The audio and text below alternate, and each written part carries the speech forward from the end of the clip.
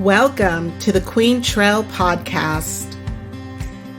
Meditation doesn't have to be sitting still and having an empty mind. The journey is such a beautiful thing because we are all on a journey. You want to make sure you have some kind of distribution plan, or at least have an idea of it, because you can make this really amazing film and it only gets seen by your family and friends. Old Hollywood is still intact. Every horse runs hard, but when they win, and they know it, they've got this little sass about them. It was pretty rough. I had to go into the water and with my med pack, swim to the beach, treat these guys, put them on my back, swim out to the helo. And I'm like, oh my God, I've never seen those before. And I said, what are those? And before I could even finish the sentence, she said, oh my God, you didn't touch them, did you? Even if monarchs go away and you never see one again, because there never will be monarchs again if they die out, it is just a little indicator of larger threats to humanity. My dad said, so what were you guys doing in the desert? I said, we were taking nude photos. Hey everybody, welcome back. I hope you had a great week since the last time that we got together. I'm here with Sofia. Hello. We're going to do a list, but I just wanted to talk a little bit about what we've done over the last couple of weeks. So last week, which seems so long ago, but last week I spent Thursday practically breaking my back, cleaning the entire house because Sofia was coming in at almost midnight from 3 weeks in Italy, well, almost 3 weeks. Yeah. And then Cameron was coming in at 10 a.m. Friday morning from a year in Korea. So I wanted to make sure that the house was perfectly clean. It was just really exciting to have both of the kids here. How was Italy? It was super fun. We went to Sicily, Rome, Florence, Venice, saw a bunch of stuff, went on a boat, went to the Vatican, the Colosseum. We went on a gondola ride. It was super cool. Ate a lot of food. What was your favorite dish? Our Airbnb host in Sicily owned a restaurant, and they made fresh pasta, and it had swordfish in it. So it was a swordfish pasta dish. It was really good.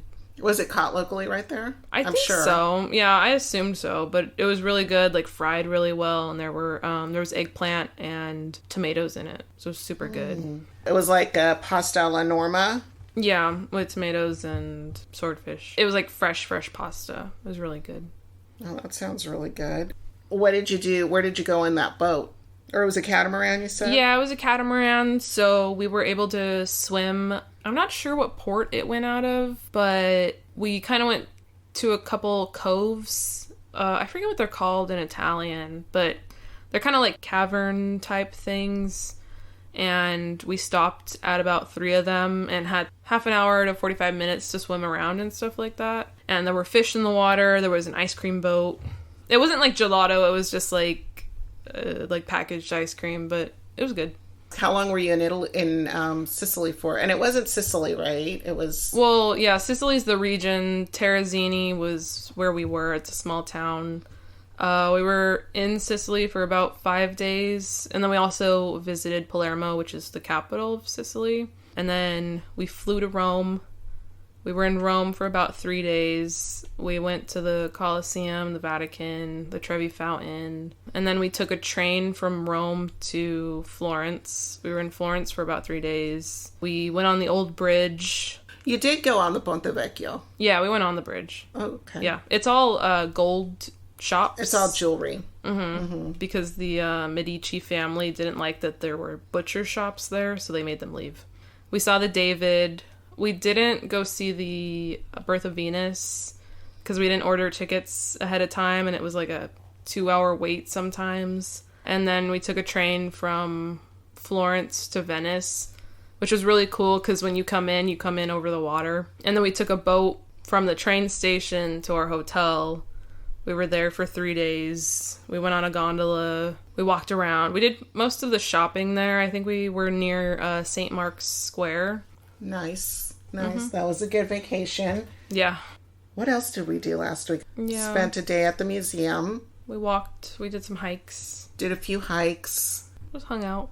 And just kind of hung out. We're a family again for a short time. And then Cameron headed out to his next station. And then yesterday we celebrated Gina's 60th birthday party. Yeah, that was fun. That's Gina Brissenden, our cousin, who is in episodes 54 and 55, if you want to give that a listen.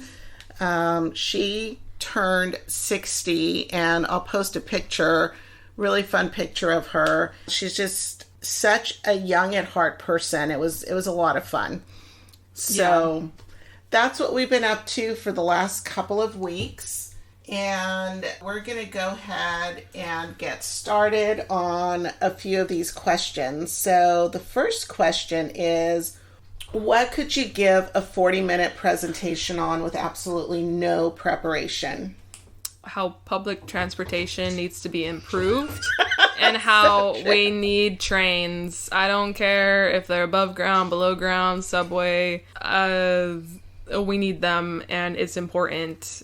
I mean, I would also connect that to how walkable cities, people are happier and life is better when you can walk everywhere, and how the dependency on cars is kind of crazy. I mean, the car companies... It reduces the dependency on cars when you have a walkable city. Yes, car companies in the early 1900s tore up the train tracks so that we had to depend on cars because it was better for their profit.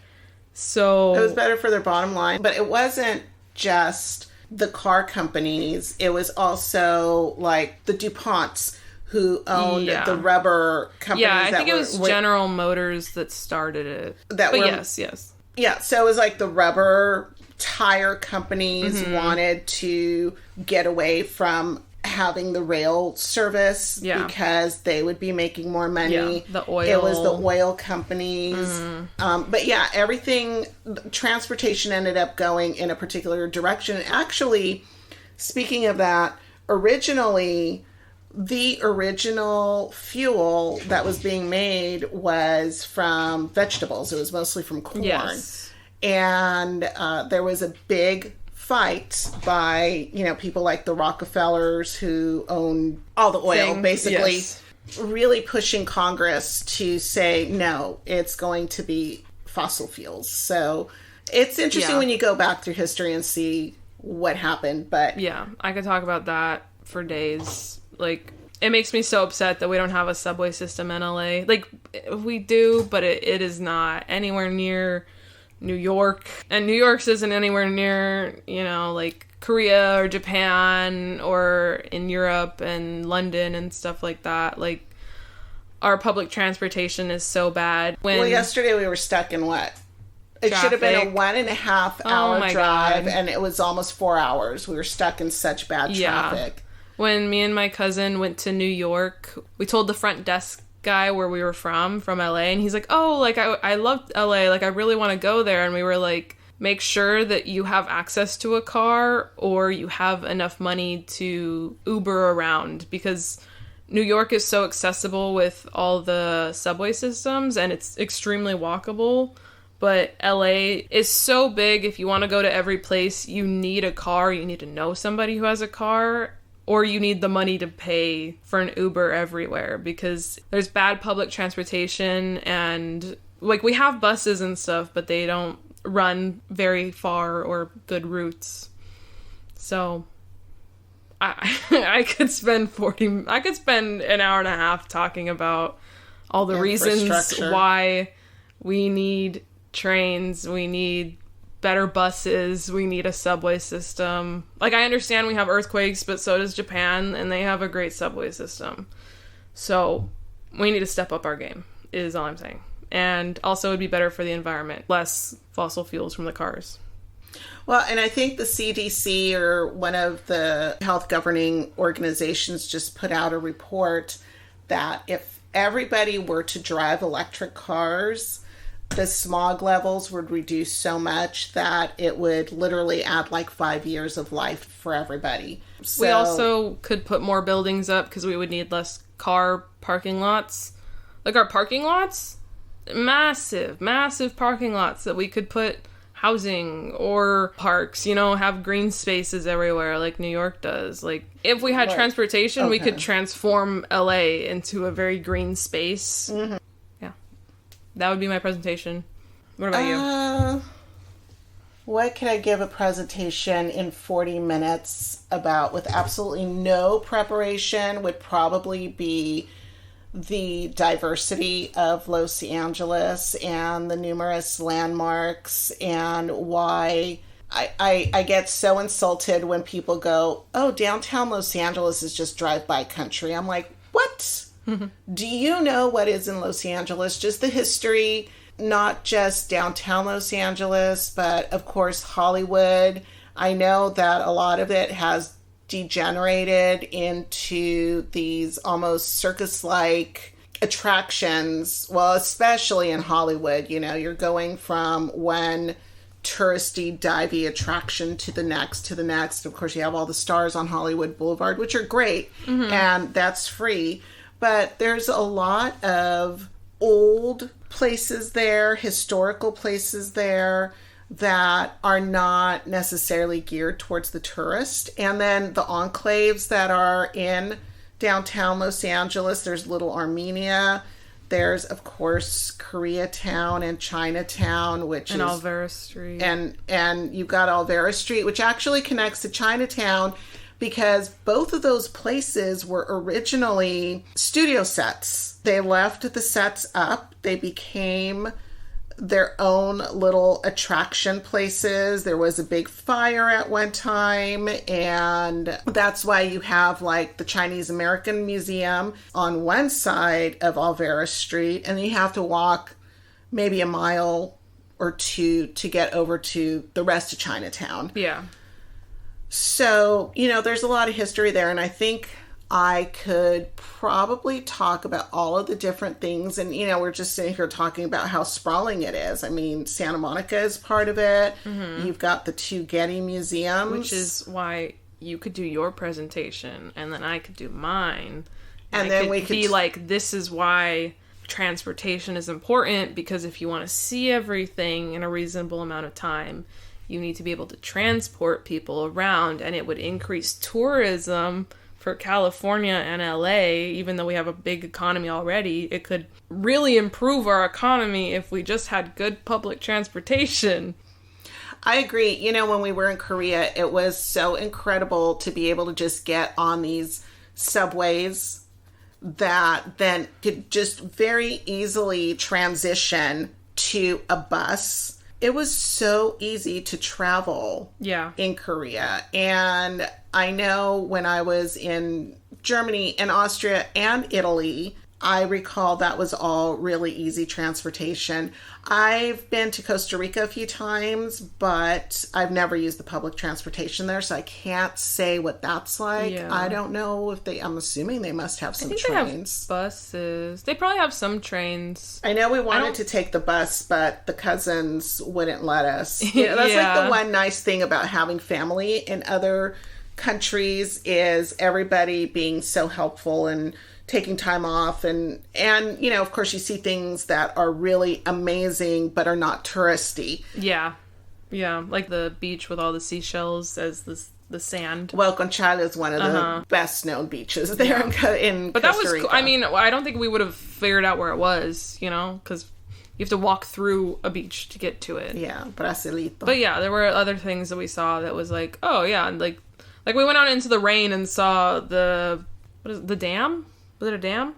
Oh, yeah. La Empresa like, we Cachi. went to a dam and looked at all the rainwater coming through. And, like, what tourist is going to do that, you know? Right. Like... Yeah, no, like, that was an amazing dam. And that was because Theo Gerardo worked for the same system that this dam was a part of. So we were able to see that. But those would be two really good presentations. Back to back. Talk about how amazing Los Angeles is, the culture, you know, the just as good food as there is in Italy or any other area of the world. There is a restaurant to match that in or within the sprawl of Los Angeles. Yeah, I really like California. I think even though I've traveled not a lot, but I've traveled around, I really appreciate where I live, and I want to improve it. Like, people are like, oh, like, are you like people ask me if like I'm an engineering major because I'm so like passionate about like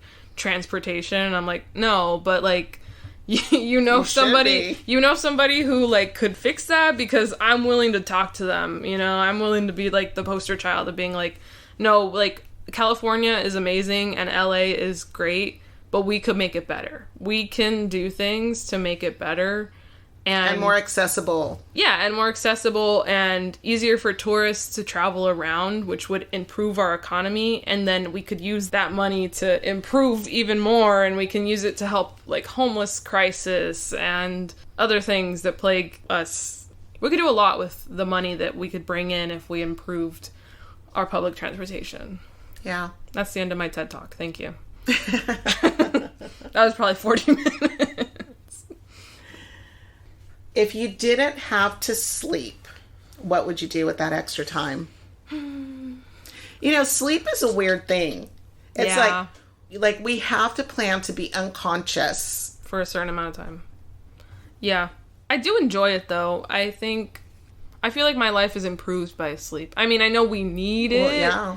But, like, when you have, like, good sleep, your life is, like, a lot better. You know? It's a daily maintenance, and it's just fascinating to me that we have this maintenance that requires us to be out, completely out, completely unconscious for 6 to 8 hours a night. And I know a lot of people, me included, will get way less than that. And the effects of it, you know, it's crazy. They say that not having sleep is the equivalent of being like drunk, you know, like losing enough sleep. And so it's dangerous for you to, the greatest amount of accidents happen on Monday mornings, right? Mm-hmm. Like, and usually in the mornings when people are still very tired, just the lack of focus and all of that. And I remember going to a seminar on brain health a few years ago, and the doctor that was talking about, the expert who was talking about brain health,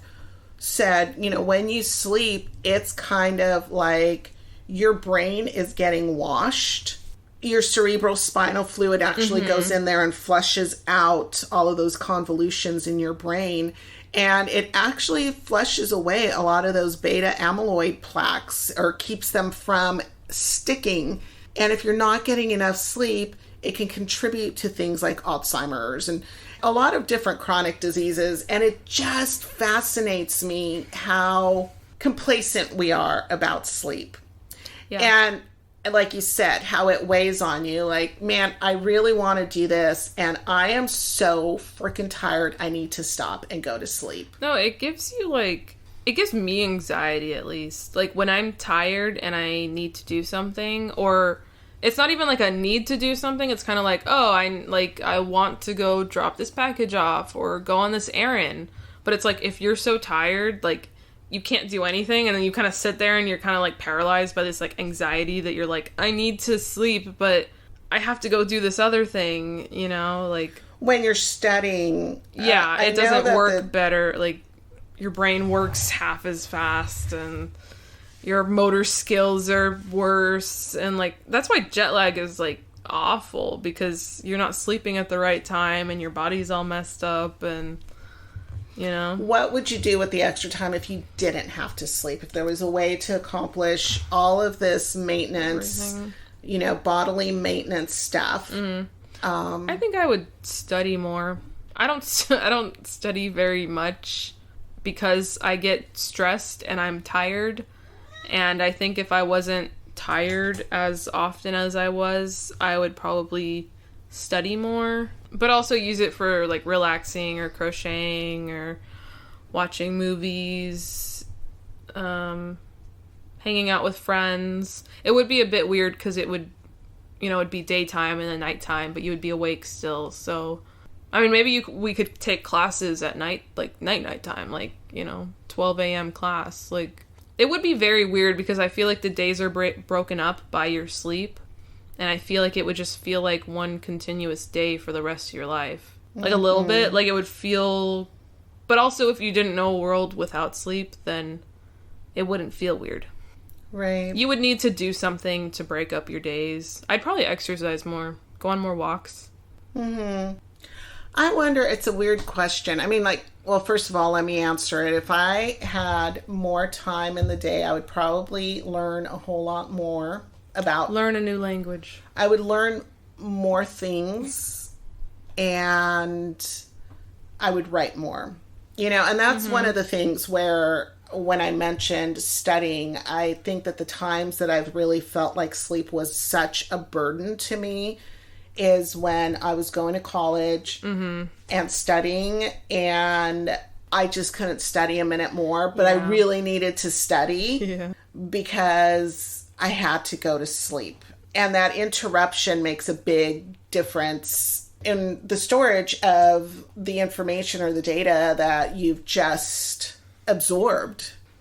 To me, and especially when like you're that tired, I don't think that you're storing that data very well. No. And your recall is not going to be good the next day or when you're taking the test, or, you know, sometimes it's okay and you pass your test, but you forget it because it wasn't stored properly. And, you know, somebody asks you, like, oh, what'd you learn? And you're like, oh. Well, you know, somebody asks you something a bit later and you're like, shit, I knew that at one time. And it's really frustrating to me. Yeah.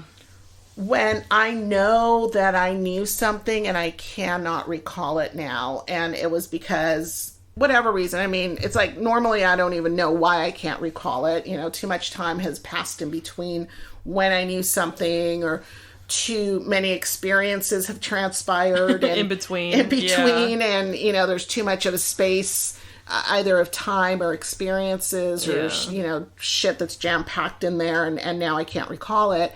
But it is really frustrating.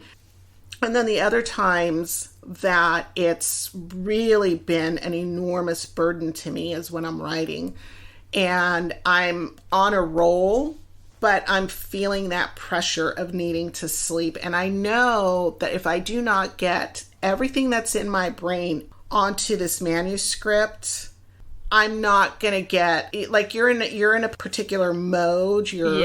You know, the vibes are flowing. Yeah. I will not have it the next day. Yeah. Like, I cannot get back to that again. So that's what I would be doing if I had the extra time. But that's true. Like, what would relaxation be like if you just had this endless continuum of time? Because then technically you could just, like, be taking college classes 24/7. Yeah. Like, if you really wanted to, like, you could literally, like, work yourself to death in a weird way. Like, and then also with that, it's like usually we eat every, like, 2 to 4 hours. So then you would need 6 meals every day. Every 24-hour period. Yeah. But would things be recorded in a 24-hour period then? You know? Yeah, I mean, like what would your... Yeah, like, we wouldn't have days anymore. You would have, like... How would you cut up time? Like, I know time is a concept that we have cut up, but as human beings, we need to. It's been cut up, and I guess it would continue to be cut up by when the sun rises and when the sun sets. That's true. When it's light outside and when it's dark. Yeah. Because, you know, nature would provide that sense of time. That sense of time. Yeah. But if you didn't need to sleep, would things be recorded the same way? What would rest look like? Yeah, would we have to just, like, lay there for 8 hours? Would our lifespans be shortened? Yeah. Would they be shorter because there's no need for sleep, and so more energy is being expended in a continuous manner, which, of course... Well, then I couldn't imagine having... It contributes to aging. Yeah, and then kids. Like, if you had kids and you had to, like, deal with them for 24 hours every day, like, how would you entertain them? Like... Would schooling be the same? Would it still be like an 8-hour block? Or would it be more like loosely based? Like you would have like a couple hours in the morning time and a couple hours at night time because it wouldn't matter if you were tired or not. I don't know. I think about all the food. Get tired? And then, yeah, like how would you work? Like would you just have like...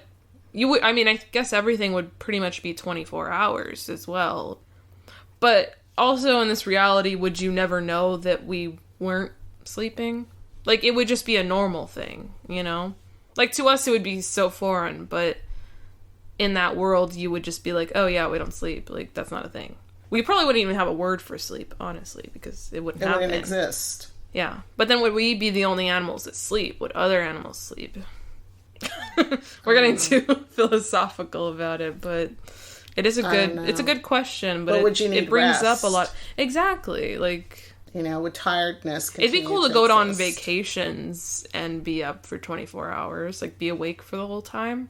You'd So get you more could see everything that you wanted to see. Yeah. Yeah, because instead of feeling like you need 2 to, you know, or 4 weeks or whatever, you could get it all taken care of in half that time. Mm-hmm. But then there's probably things that you'd want to see in the daytime as well as nighttime. Yeah. But then everything would be more expensive because you're spending more money on being alive and awake. So. And what would that do to the environment now that you talk about that, you know, because you'd have lights on all night long. Mm-hmm. Yeah, we already have bad light pollution. It'd be terrible. And the noise pollution. Oh my God. Yeah. I think we'd kill the environment faster if we were awake for more hours. That's true. Because you'd have 8 to 10 extra hours every day. But also, you know, we're just looking at the negative aspects. I always feel like it's really easy to see the negative aspects of things. Well, no, you could get so much done. Like, what would the positive aspects be? You could get a degree faster. Instead of it taking you 2 years, it could take you 6 months or 3. Like, you could just be taking college classes literally 24/7 for 3 months. You don't get tired. And you would have your AA, and then you could do that for your bachelor's and your master's. And... So how do you think it would affect society for everybody to have a master's? Or, you know, have a society where 90% of that society has a higher education? I think, honestly, that would improve society a lot. Because everyone would be educated and understand at a higher level more complex things, and we could possibly prevent whatever stuff we were doing to the environment while being awake for that amount of time, because like, time would not be an issue. In a really weird way, it would not be an issue. You know? Well, see, that opens up. Okay, so now I got to go back to the negative aspects. See, in order for 90% of society to be educated, 90% or 100% of the people would have to have access to higher education. Yeah. What would happen if we did not need sleep and it was a 24/7 society? Yeah. And a lot of people did not have access to higher education. What would occur with Yeah, I mean, there rates? could be more crime, there could be more violence. I think it would speed up society. But there's also, like, philanthropic people who go to lesser developed countries and give them education. So I feel like if you could learn enough knowledge, like, you could learn a whole new language in a way shorter amount of time than it would take you now, you know? Because it probably takes you about a year to learn a new language, like, to understand it mostly. It would take you like half of that, because we sleep for about a third of our lives. So if you had that third back, you could probably learn everything in about half the time, and you would be way smarter for it. And then we could communicate better, we could work on more problems. There might be more wars, though, is the thing as well. You know? If you're awake more, you can talk more, and more shit happens, you know? And it's like, oh no, this thing fell on our side. What do we do about it? Oh no, we're going to war. You know, like, I don't know. But also, there could be more peace. So, I feel like it's a 50-50 I wonder coin. genetically coin what flip. would occur to our brains, too. I feel like it would speed everything up, including, like, aging and dying. So I feel like we would die at, like, 50. When was that the average Probably life expectancy? Early like in 1900s? Early 1900s? Maybe a little bit before that. Yeah, like late 1800s, 50 was... We'd go back to that time period. But also, you would live a lot more of your life, even if you died at 50. Like, a 50-year-old today, and if you took a 50-year-old that did never sleep, they would have experienced more because possibly because you're also talking about. But if you took the same, as it's technology would limit people from doing more. I think there would be a lot more addiction to things as well, because if you could drink or smoke 24/7, like, or and gambling, like if you could gamble for that long, reduce your life expectancy greatly to be smoking or drinking or doing anything harmful like that for a continuous amount of time. Right. But you could do a lot of things that you don't do at nighttime, and that'd be kind of fun. I want to go swimming. It'd be cold. That's so funny. I was just thinking the same thing. It's like my first thing would be swimming at nighttime. But then I'd also be kind of scared that I would die because there'd probably be no lifeguards and it would be like pitch black. But you could. I don't think I would worry so much about that. Or if you go to like theme parks at nighttime, that'd be kind of cool. Oh, that was a good question. Okay. Anything else you want to talk about? No. All right. We will see you later. Bye. Bye.